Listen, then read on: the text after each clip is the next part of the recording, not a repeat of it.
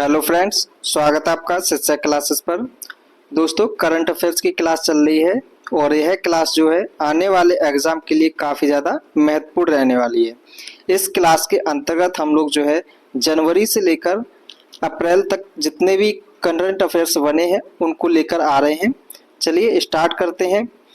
Question है पहला कि भारतीय महिला क्रिकेट टीम ने किसे हराकर लगातार दूसरी बार अंडर 19 महिला क्रिकेट विश्व कप का खिताब जीता है।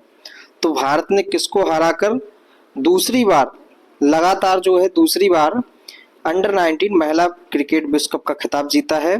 तो साउथ अफ्रीका को हराकर। ऑप्शन ए इसका सही हो जाएगा। बात करें इसका आयोजन जो है कहाँ पे हुआ गया है आयोजन, तो आयोजन जो है वो मलेशिया में हुआ है, मलेशिया। ठीक है, चलिए अगला क्वेश्चन देखते हैं। अगला क्वेश्चन क्या है? तो भारत अमेरिकी गायिका है चंद्रिका टंडन की किस एल्बम को चैट एल्बम श्रेणी में ग्रैमी पुरस्कार मिला है? तो किसको मिला है? त्रिवेणी, काउबॉय कार्टर, आटम या फिर अनुजा? तो कौन से को मिला है? ऑप्शन ए त्रिवेणी को। ठीक है, त्रिवेणी जो इनकी क्या है एल्बम है उसके लिए इनको बेस्ट एल्बम श्रेणी का पुरस्कार मिला है। ठीक है, किसको मिला है? तो चंद्रिका टंडन, और ये भारत अमेरिकी गायिका हैं। इसके अंदर काउबॉय कार्टर जो है इसको एल्बम ऑफ द ईयर का पुरस्कार मिला है, एल्बम ऑफ द ईयर का पुरस्कार मिला है इसको, और यह है किसकी? तो बेयोंसे का है,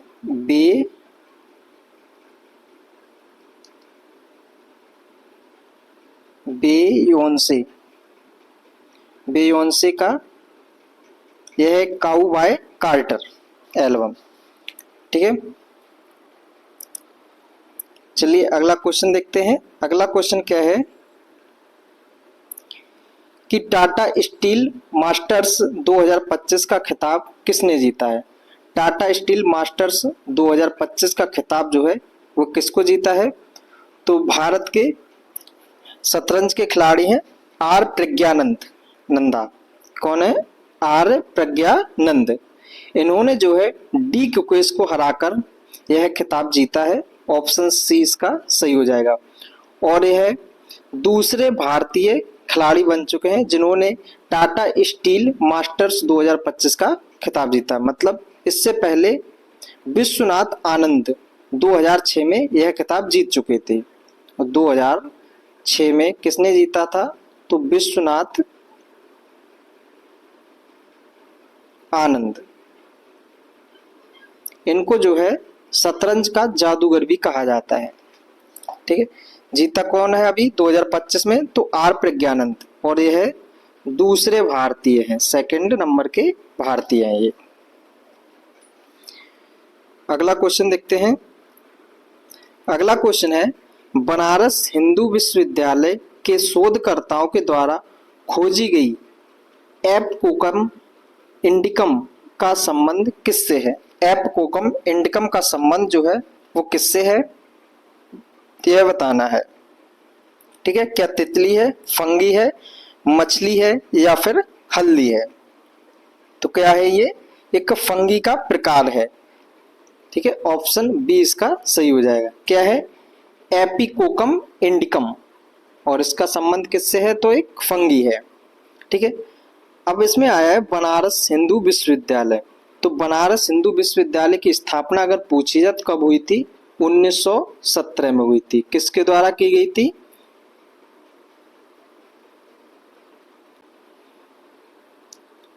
यहाँ पे 1916 होगा।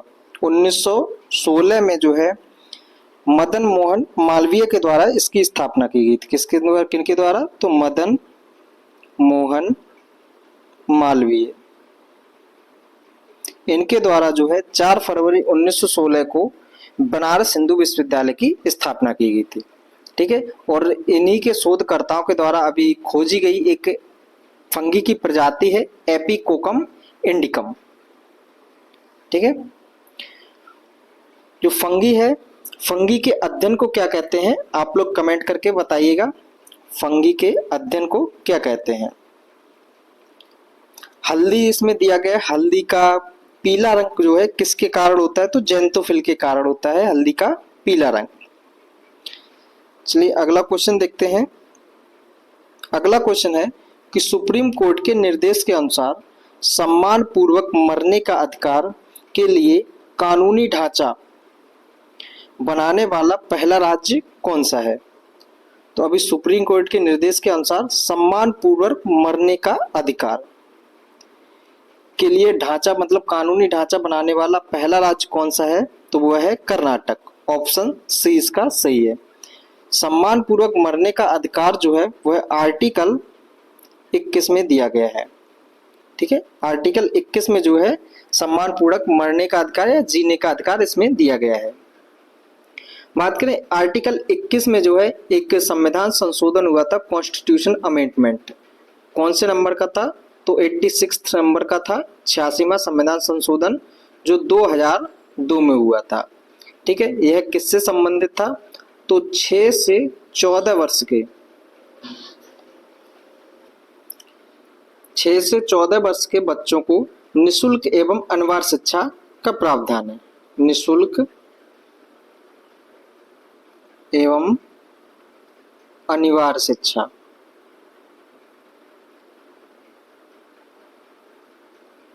ठीक है, किसके अंदर दिया गया है, तो आर्टिकल 21A में।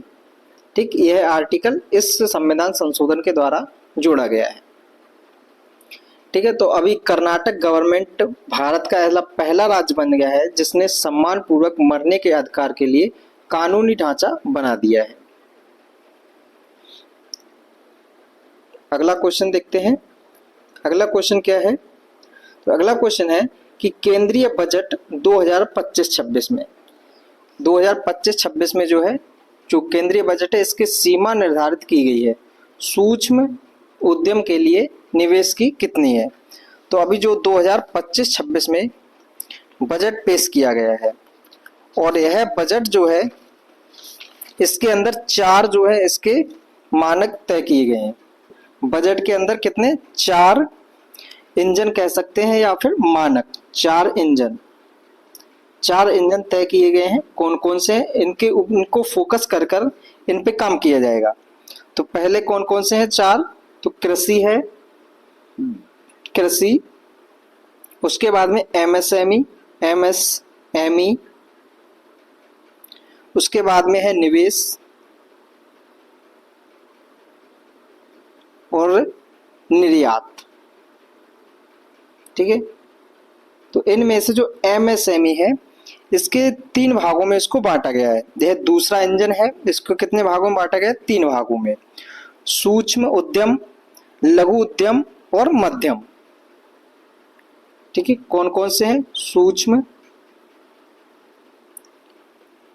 लघु और मध्यम।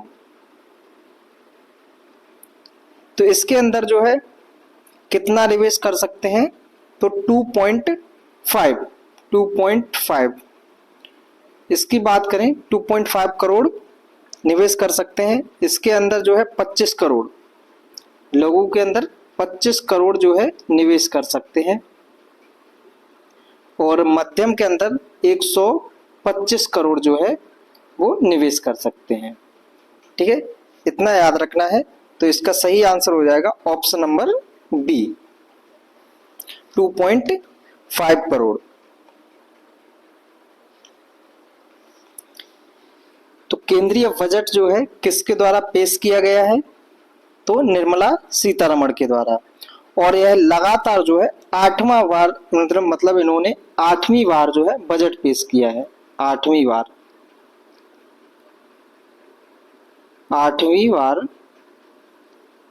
बजट पेश किया है। ठीक है, बात करिए अगर लगातार सबसे अधिक किसके द्वारा जो है बजट पेश किया गया है, तो मोरारजी देसाई के द्वारा। कितनी बार, 10 बार। ठीक है, बात करते हैं कि केंद्रीय बजट, जो बजट शब्द का बजट, तो भारतीय संविधान में बजट शब्द का कहीं पे भी उल्लेख नहीं है। तो क्या है? वार्षिक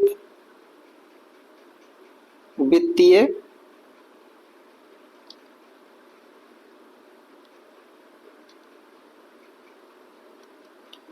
वार्षिक वित्तीय विवरण।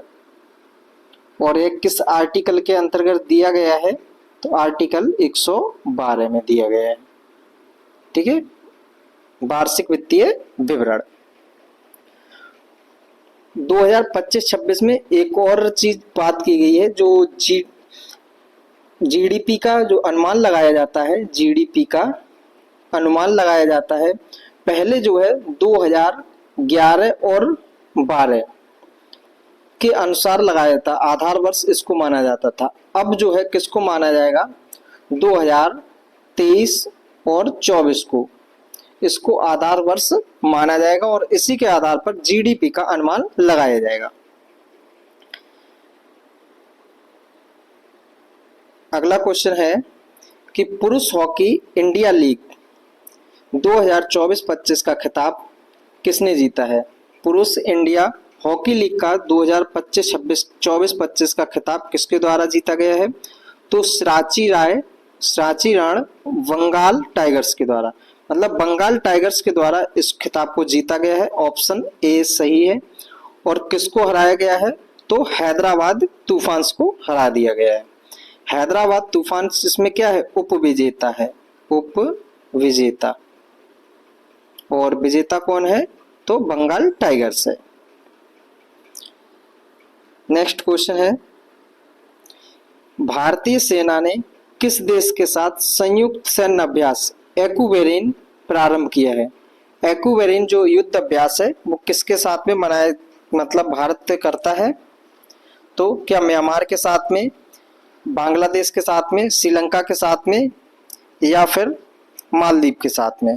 तो किसके साथ में करता है भारत? मालदीव के साथ में। एक्यूवेरिन युद्ध अभ्यास जो है, एक्यूवेरिन युद्ध अभ्यास भारत जो है मालदीव के साथ में करता है। ठीक है, बात करें धर्म गॉर्जियन की, धर्म गॉर्जियन, तो यह किसके साथ में? जापान। ठीक है, टाइगर ट्रम्प, तो यह किसके साथ में? यूएसए के साथ में। ठीक है, खंजर पूछा जाए तो खंजर किसके साथ में? तो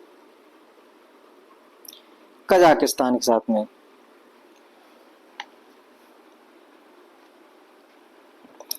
खंजर जो है वो किसके साथ में? तो किर्गिस्तान की राजधानी बिश्केक। ठीक है,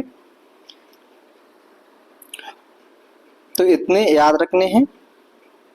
सूर्य किरण भी याद रख लेना। सूर्य किरण किसके साथ में है? तो नेपाल के साथ में है सूर्य किरण। बोंगो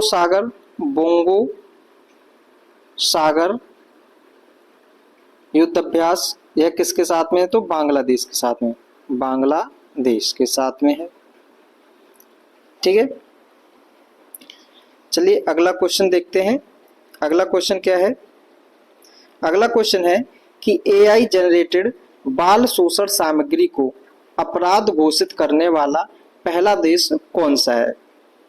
तो अभी हाल ही में ब्रिटेन ने एआई जनरेटेड बाल शोषण सामग्री को अपराध घोषित किया है। ऑप्शन बी इसका सही हो जाएगा।